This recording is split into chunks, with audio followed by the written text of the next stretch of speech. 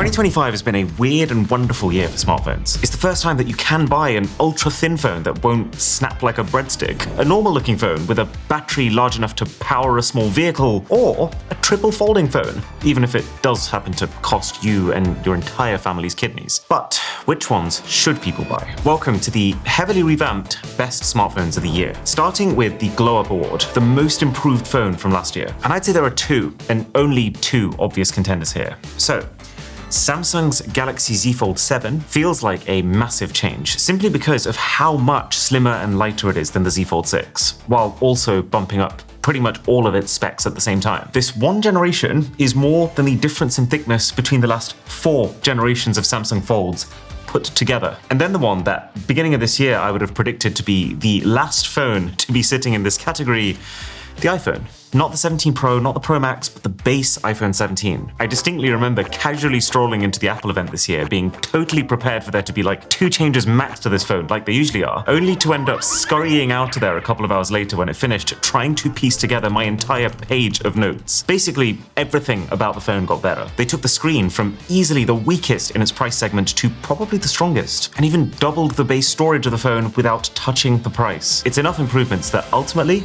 I'm going to give the Glow Up Award to the iPhone. There's never been such a sudden, obvious best time to upgrade.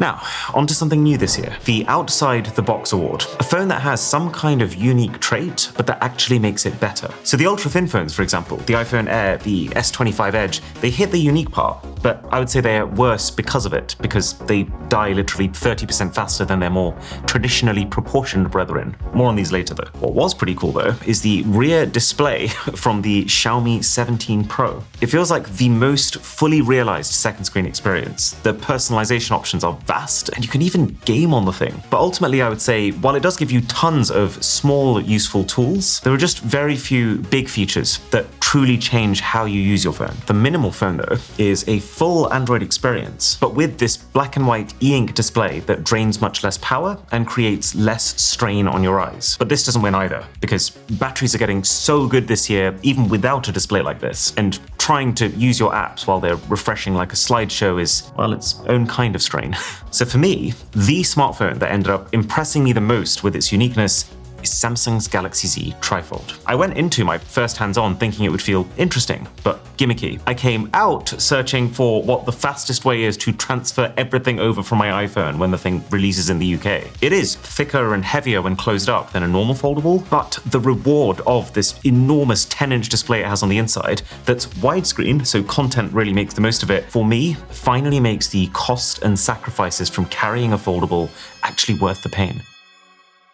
Okay, I mentioned earlier that 2025 has been the year of normal-looking phones that just seem to have limitless endurance, but which is the best of these unkillable devices? Mind you, that doesn't mean which phone has someone just stuffed the biggest battery cell into. Optimization matters, charging speed matters, and most of all, is this still a phone that I would recommend buying outside of its killer battery? The iPhone 17 Pro Max deserves a mention here. This is the first iPhone to have a 5,000-ish mAh cell. When you combine that with Apple's optimization, it's the first ever mainstream phone that I would say has spectacular battery life, about 10% longer than Samsung's. But then you get to the supersized battery phones, which are a tier above, but there's also something that you need to look out for. That because of EU regulation, there is actually a cap on how large your battery can be before it is classed as a dangerous good. So quite a few phones that have anything over about 5,500 mAh, like the Vivo X300 Pro, which has a 6,510 mAh cell, they actually ship a tweaked version of their phone with a smaller battery to European countries. So if you buy the phone here, you would only get 5,440, which is why this isn't winning the award. The clever thing, though, that some companies have done is 2 cells, 2 separate batteries that each sit under the EU cap, but combine to give you more. It is a little bit less space efficient because you now have to have 2 separate battery casings, but can't complain too hard. It gets you the capacity you want. And it makes your charging faster too, because it allows the phone to split the load of current and heat between the 2 cells. All of which to say, the real battery champs of 2025 are the phones that have this dual cell design. So that is the Xiaomi 17 Pro Max with a ridiculous 7,500 mAh overall capacity and 100-watt charging. The only caveat is this whole rear second display is a little bit of a contradiction if you're purely optimizing for endurance. Even Realme's flagship phone, the GT8 Pro, has a dual cell, 7,000 mAh capacity with 120-watt charging. You gotta love this year of phones. And then the OnePlus 15 takes that 120-watt charging, pairing it with an even higher capacity of 7,300 mAh. This also might just be the most comfortable that a phone has ever felt in the hands. It's like a baby's bottom. I don't know if that comes across right, to be honest. I'm just not a fan of the camera downgrades that have snuck in here. Compared to the previous OnePlus flagship, every one of these rear camera sensors is smaller, which I'm going to explain why in a bit, but it doesn't bring joy. So, the phone that I think wins the Unkillable Battery Award, the phone I would choose to use if battery was the priority, is the Oppo Find X9 Pro. 7,500 mAh, basically as big as you can get. A pretty similar spec sheet and design to the OnePlus 15, but instead of a camera downgrade, this is up. This is way up. The only catch is 80-watt charging instead of the 100 plus that some of these phones can do. But then when you think about the fact that the iPhone is capped at 40 and the Samsung is capped at 45, it doesn't feel like so much of a problem.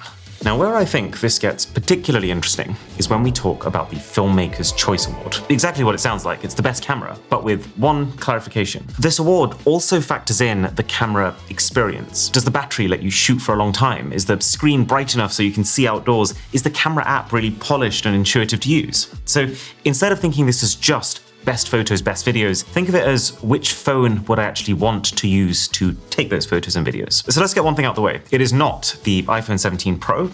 It is not the Samsung Galaxy S25 Ultra. We're at a point in the smartphone market where to actually take these cameras to the next level, one must pay the toll.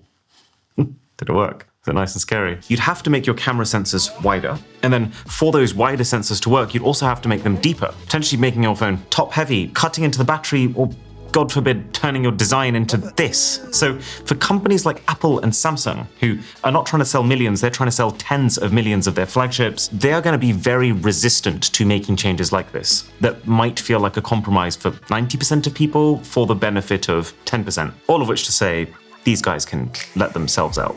Pretty similar story for the Google Pixel 10 Pro. It has the highest number of intelligent camera features, but for someone who really knows what they're doing, you will be able to get more out of phones that have better camera hardware. And it's not quite the Oppo Find X9 Pro, although this is extremely close. It actually has almost identical camera hardware to the actual winner, which is the Vivo X300 Pro. A phone that I would actually say is 2 generations ahead of the already extremely capable mainstream flagships.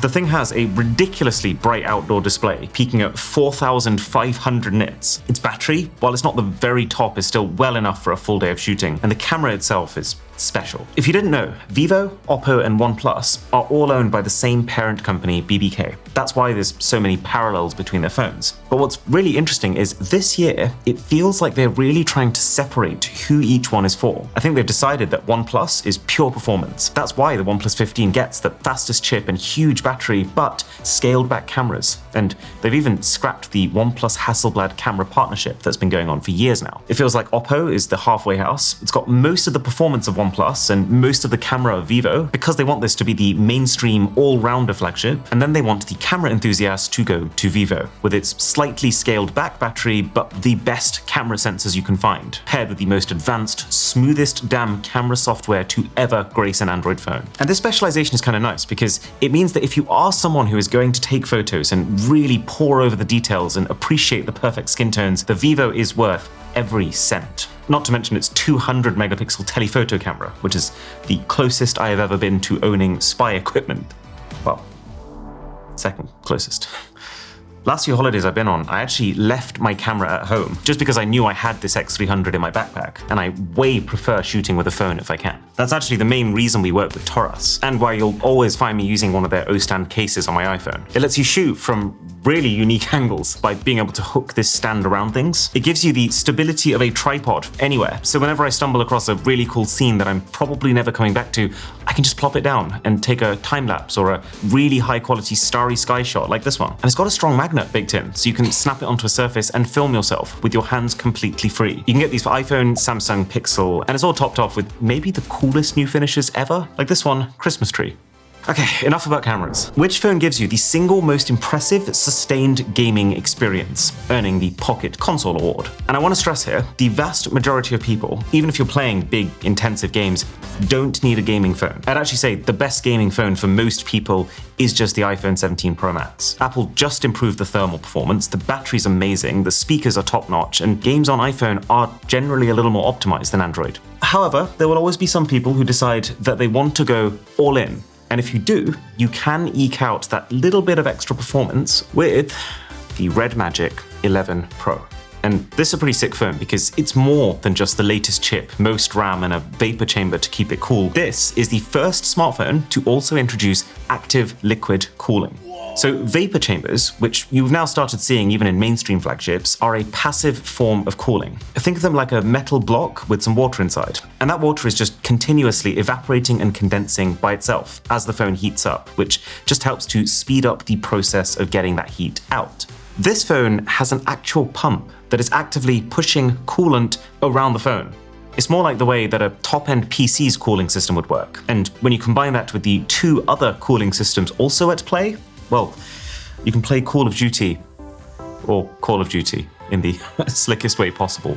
So I am crowning this the best phone for gaming, and it does that while also starting at a very reasonable $729. But then again, you can absolutely see where they've cut some corners when you start testing the cameras. This is why I'm a little hesitant to recommend gaming phone in the current meta. Also, if you're wondering, there was no Asus ROG phone this year. Looks like it's been delayed to 2026. And now, for possibly the most opposite vibe imaginable, introducing the Grandma's Choice Award, the most hassle-free, it just works well device for someone who's not as tech-savvy. There's a bit of a niche, purpose-built option in the Chatsy phone that we tested in our Instagram ads video. It's very interesting. It's got this entirely new user interface built around older people being able to clearly understand it, which is absolutely a factor here. And the customer service is insanely helpful. But the hardware is extremely basic considering its near $400 price. Samsung is also a pretty safe recommendation. Their mid-rangers this year, like the A56, they've got these spacious, really readable screens, they've got big batteries, they're durable with good quality glass on the front and back and an IP rating. Plus, Samsung has Easy Mode, which is essentially built for parents and grandparents. But I wouldn't call Samsung the winner. I would say, by a fairly healthy margin, it's actually the Google Pixel 9a.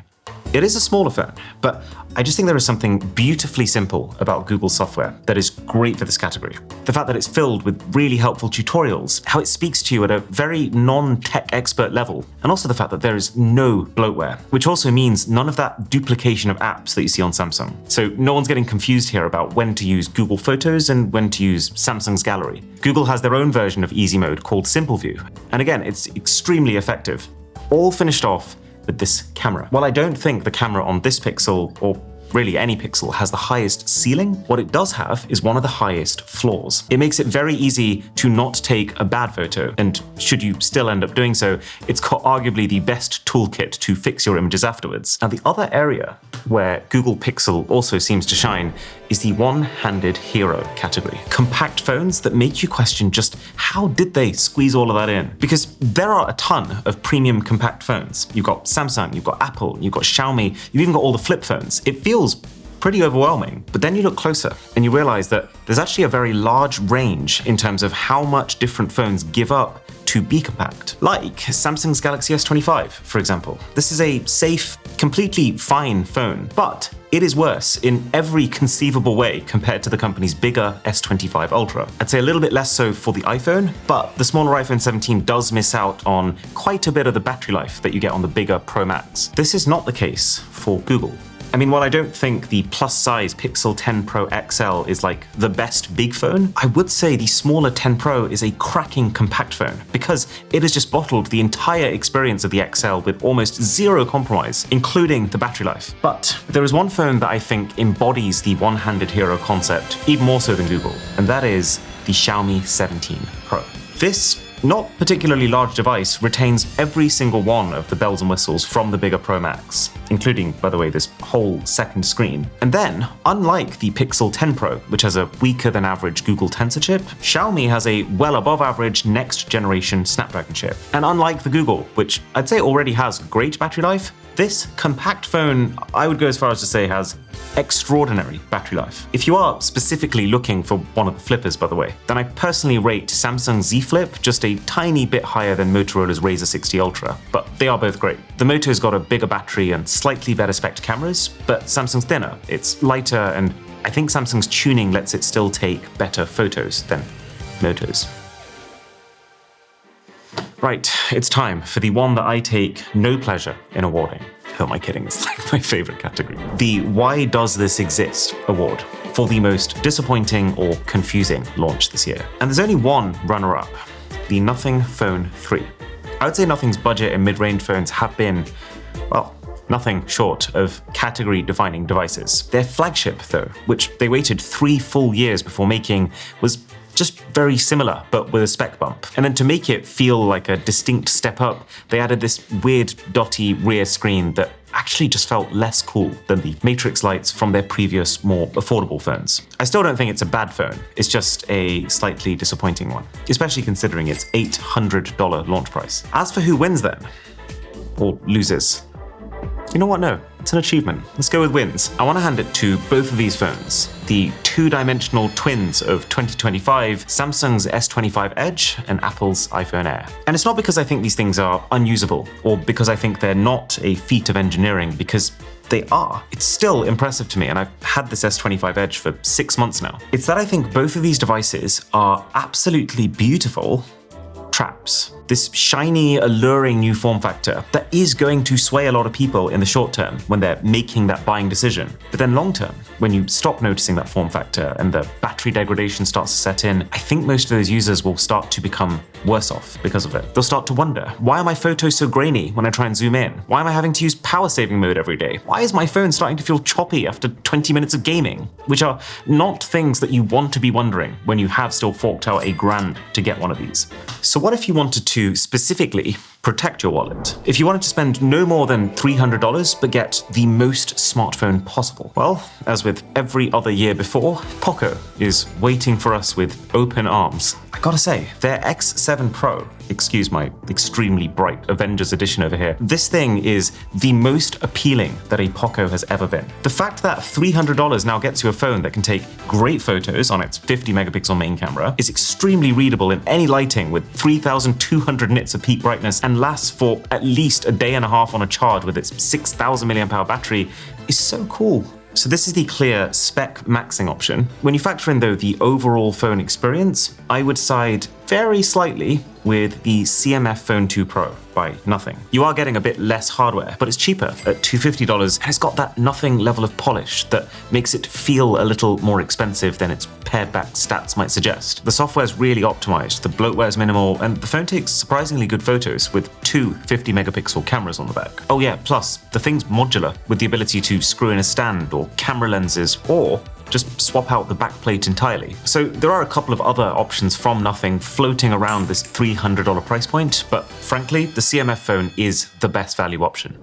The Overachiever award, though, goes to the mid-range phone that gives you far more than you expected. Enough to take it into flagship territory and even beyond in some ways. And the phone that wins this award in 2025 is probably the most immediately impressed I've been in years. So this is yet another one of those categories where I don't think the Apples and Samsungs take it. Those are companies whose entire business model revolves around protecting their flagships and who don't particularly fight to over-deliver on value. And even these phones, the very well-rounded Xiaomi 15T and 15T Pro, which now run the slicker, more stylish HyperOS 3 Android skin, the competition is heated enough this year that even they can't burn through. The two phones that truly do punch above their weight are, one, the Realme GT8 Pro that I mentioned earlier. This is by far the most stacked smartphone to ever come out of this company. Like, think of a current cutting-edge smartphone spec. This thing has it. All for around $750, and it comes with a screwdriver so that you can swap the shape of your camera module into a rectangle. It's probably the strangest extra on a phone, so laser focused on price to performance. But even with its screwdriver, it's not the winner. I am giving that award to the Poco F8 Ultra. A phone that has not just surpassed my expectations, it has walked in, it has slapped them across the face, and rewritten them from scratch. Because spec-wise, this is very close to the extreme Realme phone, but it's a little bit more affordable. It's $679. It actually looks really smart and unique with this denim finish that has actually immediately become one of my favorite smartphone finishes because it's so grippy, it doesn't scratch at all, and it shows no fingerprints. And then the speakers here are incredible. The phone's a partnership with Bose, and so what they've done is built an entire extra subwoofer on the back, which is all I've been dreaming of from a phone for a long time. Now, I will say, temper your expectations. This doesn't suddenly turn your smartphone into giant Bluetooth speaker levels of depth or richness, but it's enough to make even one of the best sounding phones, the iPhone 17 Pro Max, sound a little compressed side by side. And I think that's quite the achievement, which leaves us with just one award to give. For the person who wants to pay flagship money and just wants the very best. So the contenders are Samsung S25 Ultra, of course, for just being so well-rounded. Everything about it is at least good. It's just that we're at a stage now where the chip and battery inside are fairly outclassed. iPhone 17 Pro and Pro Max. I love the focus on battery, and I would actually say the improved signal has been one of the most impactful upgrades for me in the last 5 years. But it's also not this, because Siri, and to be honest, iOS in general, just feels like it's lagging behind. Xiaomi's 17 Pro Max is also fascinating. It's just for me, I wouldn't deprioritize the cameras like this to prioritize a second display. I absolutely love the Vivo X300 Pro, as you've seen, and it is so close to perfect. It's just slightly lacking in the battery department to be called winner, which means overall smartphone of the year is going to its very similar cousin that isn't, the Oppo Find X9 Pro. I think that's the closest we've ever been to a flawless phone. The only flaw being that you might struggle to get one, depending on where you live. They even pre-installed the screen protector. Just